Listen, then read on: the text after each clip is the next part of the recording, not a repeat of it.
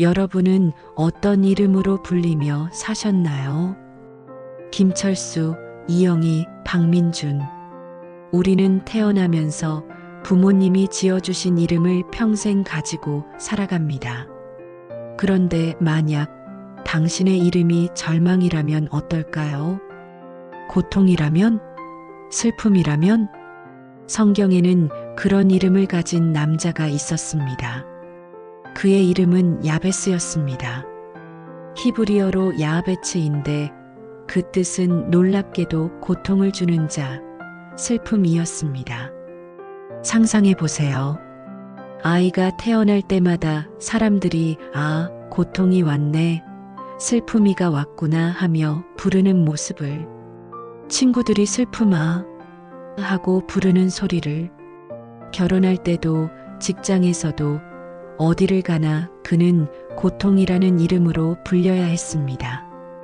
흥미롭게도 야베스는 성경 전체에서 단 2절밖에 언급되지 않는 인물입니다.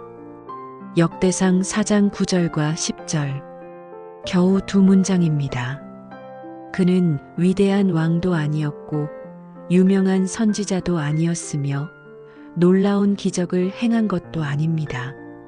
그럼에도 불구하고 그의 이야기는 수천 년을 지나 오늘날까지도 전 세계 수백만 명의 마음을 움직이고 있습니다. 왜일까요? 그것은 바로 그가 드린 기도 때문입니다. 단 2줄, 겨우 36개의 히브리어 단어로 이루어진 기도 하나가 그의 인생을 완전히 바꿔놓았습니다. 이는 우리에게 중요한 진실을 말해줍니다. 하나님 앞에서는 우리의 과거나 현재 상황이 미래를 결정하지 않는다는 것입니다. 운명이란 바꿀 수 없는 것이 아니라 기도를 통해 새롭게 쓸 수 있는 것이라는 진실 말입니다. 그의 인생은 고통으로 시작됩니다. 그의 어머니가 그를 낳을 때 아파했으므로 그 이름을 야베스라 하였더라. 역대상 4장 9절. 야베스의 인생은 고통으로 시작되었습니다. 어머니의 해산 고통이 너무 커서 그 고통 자체를 이름으로 삼았던 것입니다. 고대 근동 문화에서 이름은 단순한 호칭이 아니라 그 사람의 정체성과 운명, 심지어 하나님과의 관계까지도 규정하는 중요한 의미를 가지고 있었습니다. 히브리어 야베츠는 아차브, 즉 고통을 주다 라는 동사에서 파생된 단어입니다. 이는 단순히 육체적 고통만을 의미하지 않습니다. 마음의 아픔, 정신적 괴로움, 영혼의 슬픔까지 포함하는 포괄적인 개념입니다. 더 나아가 이 이름에는 다른 사람에게 고통을 주는 자라는 의미도 담겨 있었습니다. 당시 이스라엘 사회에서 이름은 예언적 의미를 가지고 있었습니다. 아브라함은 많은 민족의 아버지라는 뜻으로 계명되었고 야곱은 이스라엘이라는 새 이름을 받았습니다. 그 뜻은 하나님과 겨루어 이긴 자입니다. 이런 맥락에서 볼 때 야베스라는 이름은 그의 미래에 대한 어둠의 예언과 같았습니다. 이름은 보이지 않는 감옥이 되었습니다. 야베스는 아마도 이런 생각들과 싸워야 했을 것입니다. 나는 원래 고통스러운 존재야. 내가 있으면 사람들이 힘들어해. 나는 기쁨을 가져다 줄 수 없는 사람이야. 이게 내 운명이야. 심리학자들은 이를 자기 충족적 예언이라고 부릅니다. 자신에게 주어진 부정적 기대나 낙인이 실제로 그런 결과를 만들어내는 현상입니다.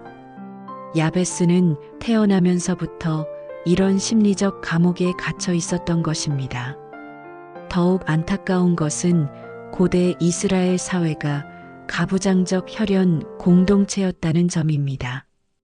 역대상 4장을 보면 수많은 족보가 나오는데 대부분 누구의 아들, 누구의 후손이라는 식으로 기록되어 있습니다. 그런데 야베스는 아버지의 이름 없이 홀로 언급됩니다. 이는 그가 사회적으로도 소외된 위치에 있었음을 시사합니다. 현대를 사는 우리도 마찬가지입니다. 누군가는 가난한 집 자식이라는 보이지 않는 이름표를, 또 누군가는 공부 못하는 아이, 내성적인 성격, 운이 없는 사람이라는 꼬리표를 달고 살아갑니다. 이런 부정적 정체성은 마치 보이지 않는 족쇄처럼 우리의 가능성을 제한하고 꿈을 포기하게 만들며 심지어 기도조차 작게 만들어버립니다. 그런데 야베스는 달랐습니다. 그는 자신에게 주어진 이름의 저주를 그대로 받아들이지 않았습니다. 야베스가 이스라엘 하나님께 아뢰어 이르되 역대상 4장 10절. 이 한 줄이 얼마나 놀라운 선언인지 아시나요? 그는 운명에 굴복하지 않고 하나님께 나아간 것입니다. 여기서 주목해야 할 것은 야베스가 기도한 대상입니다. 그는 이스라엘의 하나님께 기도했습니다. 이는 매우 중요한 의미를 가집니다. 이스라엘의 하나님은 약속의 하나님이시며 언약의 하나님이시고 무엇보다 불가능을 가능하게 만드시는 하나님이십니다. 야베스의 이 선택은 신학적으로 매우 중요한 의미를 가집니다. 그는 자신의 상황이나 사람들의 평가가 아닌 하나님의 성품과 능력에 근거해서 기도했습니다. 이는 진정한 믿음의 기도가 무엇인지를 보여주는 모델입니다. 더 놀라운 것은 야베스가 기도할 때의 마음가짐입니다. 히브리어 원문에서 아뢰어 이르되라는 표현은 단순한 요청이 아닌 간절하고 절실한 부르짖음을 의미합니다. 그는 형식적으로 기도한 것이 아니라 온 마음과 영혼을 다해 하나님께 매달렸던 것입니다. 야베스의 기도는 네 부분으로 나뉩니다.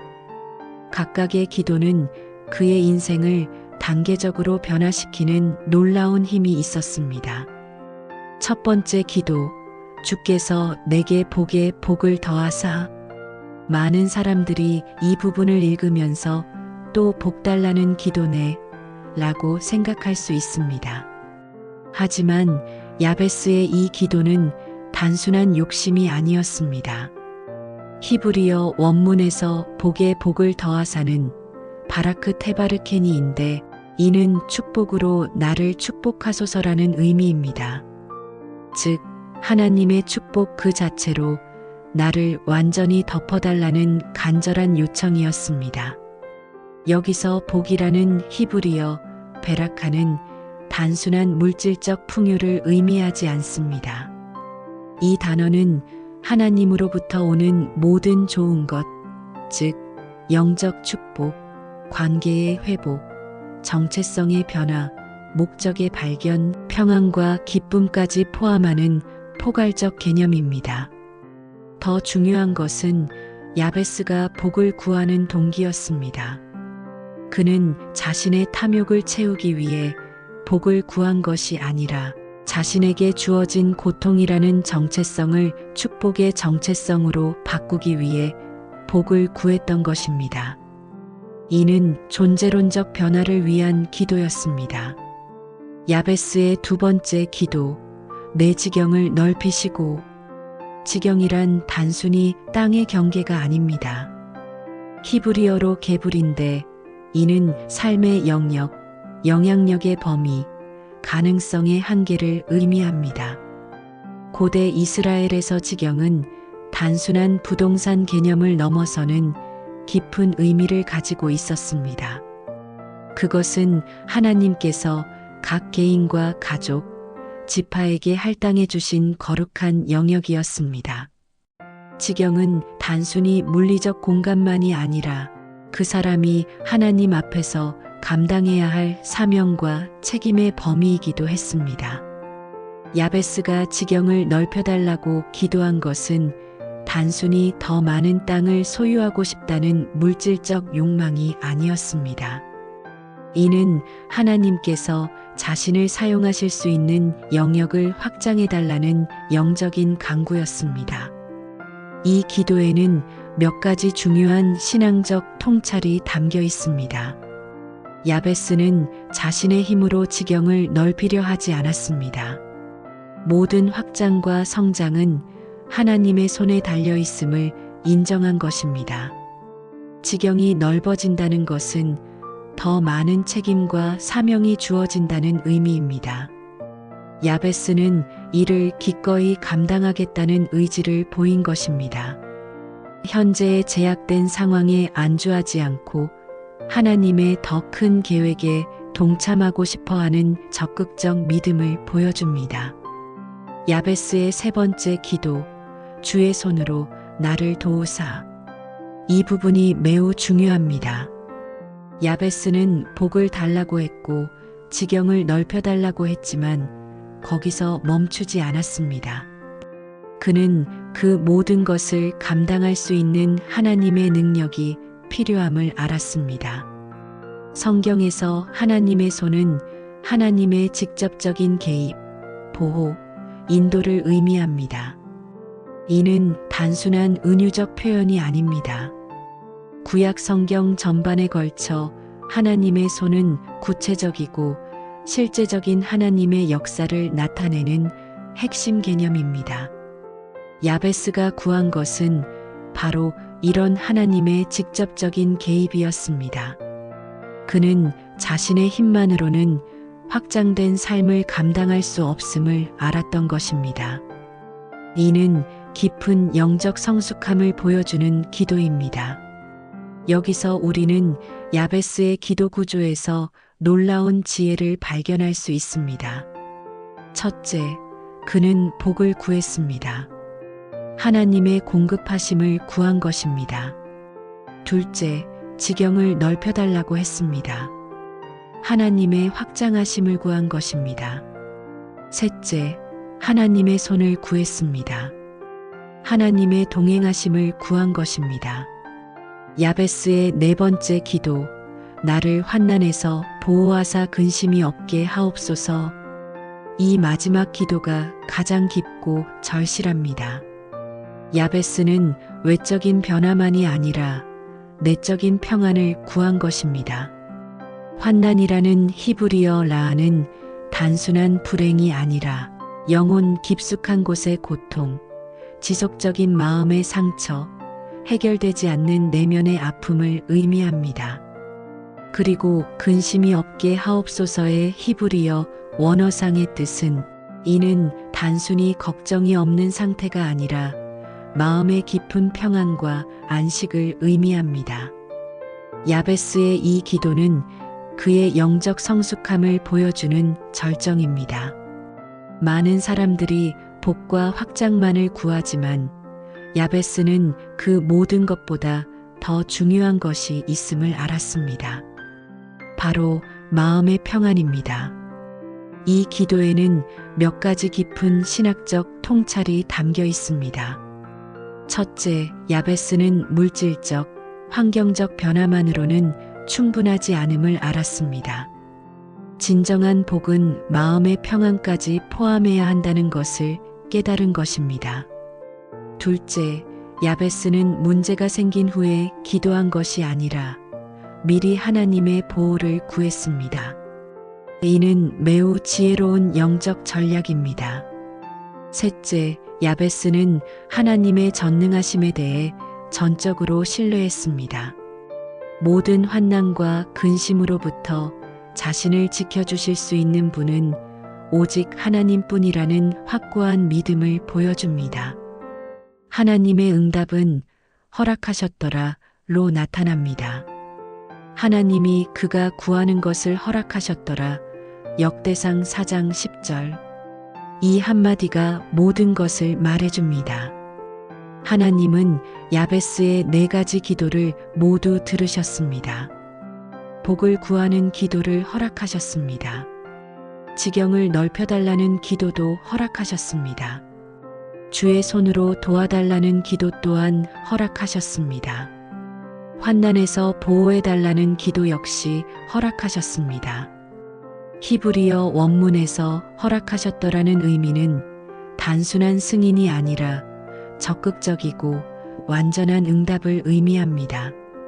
하나님께서 야베스의 기도를 기쁘게 받으시고 그의 간구를 온전히 이루어 주셨다는 뜻입니다.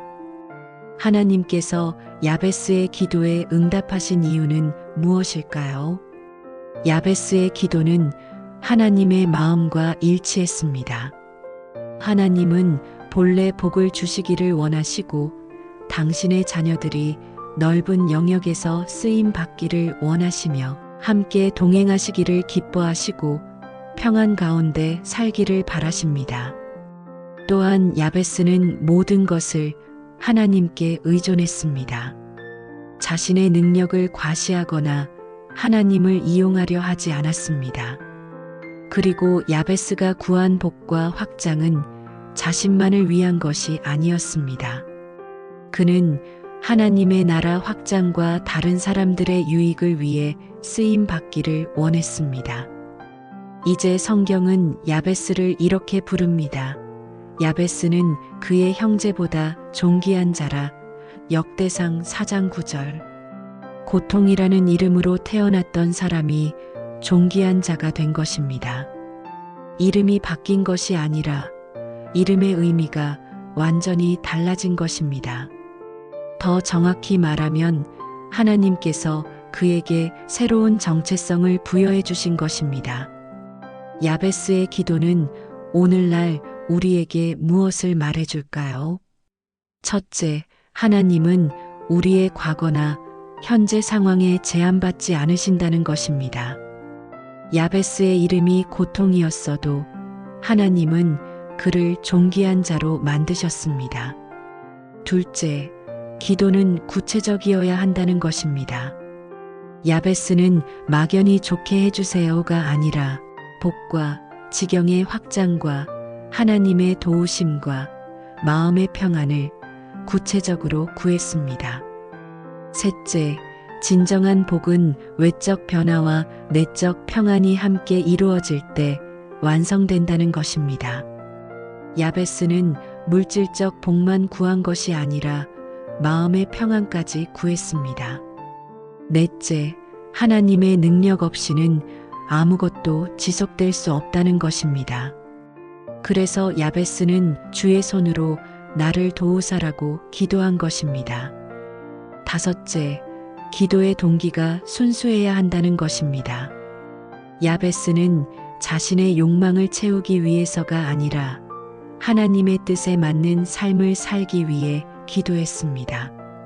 야베스의 기도는 21세기를 사는 우리에게도 여전히 유효한 기도 모델입니다.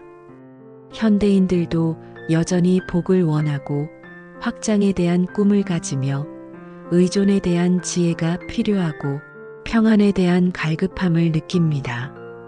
그렇다면 우리는 어떻게 야베스의 기도를 현대적으로 실천할 수 있을까요? 첫째, 정기적인 기도 시간을 가져야 합니다.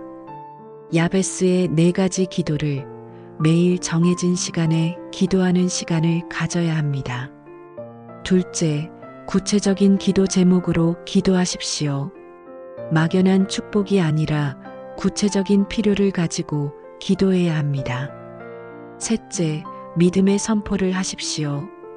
기도한 후에는 하나님께서 들어주실 것을 믿고 감사하며 그 응답을 기대하는 마음으로 살아가야 합니다. 넷째, 삶이 변화돼야 합니다. 기도는 단순히 하나님께 무언가를 요청하는 것이 아니라 우리 자신이 하나님의 뜻에 맞는 사람으로 변화되는 과정입니다. 지금 이 글을 읽고 계신 당신은 어떤 이름을 가지고 살고 계신가요? 혹시 가난이라는 이름인가요? 실패라는 이름인가요? 외로움이라는 이름인가요? 아니면 불안이라는 이름인가요? 그 이름이 무엇이든 야베스처럼 하나님께 나아가시기 바랍니다. 그리고 이렇게 기도해 보세요.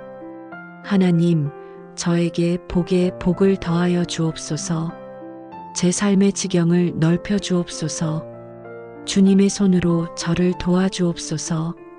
저를 모든 환난에서 보호하사 근심이 없게 하옵소서. 야베스의 4가지 기도를 매일 반복해서 드리십시오. 아침에 일어나서 잠자리에 들기 전에 어려운 상황에 직면했을 때 이 기도를 마음에 품고 하나님께 아뢰십시오.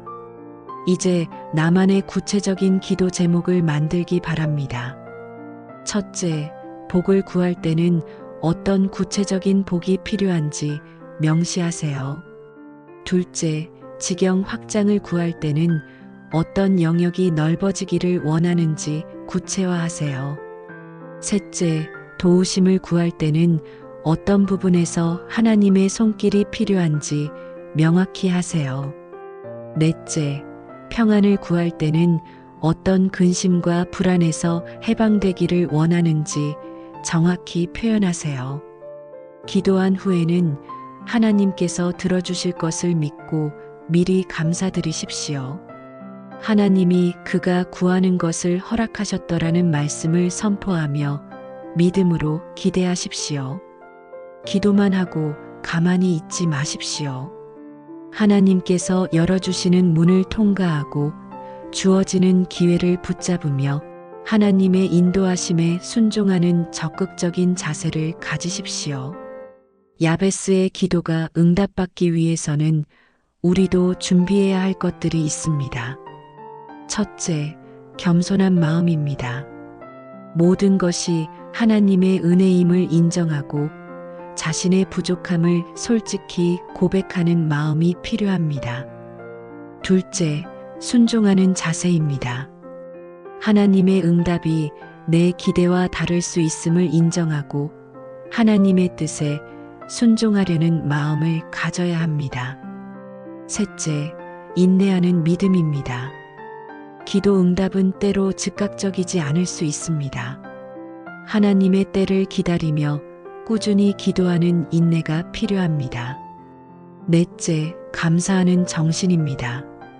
이미 받은 은혜들을 기억하고 감사하며 앞으로 주실 은혜도 미리 감사하는 마음이 중요합니다. 다섯째, 나누는 마음입니다. 받은 복을 혼자만 누리지 않고 다른 사람들과 나누려는 마음을 준비해야 합니다. 야베스가 고통에서 존귀함으로 변화된 것처럼 하나님은 당신의 이름도, 당신의 운명도, 당신의 미래도 바꾸실 수 있습니다. 단지 한 줄의 기도였습니다. 하지만 그 기도는 한 사람의 인생을 완전히 바꿔놓았습니다. 그리고 그 기도는 지금도, 오늘도, 당신에게도 똑같은 능력을 발휘할 수 있습니다. 믿으시나요? 하나님이 당신이 구하는 것도 허락하실 것이라는 사실을 말입니다. 야베스의 기도를 드릴 때 잊지 말아야 할 중요한 것들이 있습니다. 첫째, 기도는 마법이 아닙니다. 야베스의 기도는 주문이나 마법 같은 것이 아닙니다. 이는 하나님과의 깊은 관계 속에서 나오는 진실한 소통입니다. 둘째, 과정을 존중하십시오. 하나님의 응답은 때로 과정을 통해 이루어집니다. 즉시 모든 것이 바뀌기를 기대하기보다는 하나님께서 우리를 변화시켜 가시는 과정을 존중하십시오. 셋째, 동기를 점검하십시오. 정기적으로 자신의 기도 동기를 점검해 보십시오. 나만을 위한 이기적인 기도가 되지 않았는지, 하나님의 영광을 위한 기도인지 되돌아보십시오. 넷째, 공동체와 함께 기도하십시오. 혼자만 기도하지 말고 믿음의 공동체와 함께 기도하십시오. 다른 사람들을 위해서도 야베스의 기도를 드려주십시오. 다섯째, 말씀과 함께 하십시오. 기도와 함께 하나님의 말씀을 읽고 묵상하십시오. 말씀을 통해 하나님의 뜻을 분별하고 기도의 방향을 올바르게 잡을 수 있습니다. 야베스의 기도, 이제 당신의 기도가 되게 하십시오. 하나님이 그가 구하는 것을 허락하셨더라. 이 말씀이 당신의 삶에도 선포되는 그날까지 기도하시고 믿으시기 바랍니다. 당신도 야베스처럼 고통의 이름에서 존귀함의 이름으로, 제한된 삶에서 확장된 삶으로, 불안한 마음에서 평안한 마음으로 변화될 수 있습니다. 그 변화는 바로 오늘, 이 순간부터 시작될 수 있습니다. 야베스의 기도로 하나님께 나아가십시오. 그리고 하나님의 놀라운 응답을 경험하시기 바랍니다.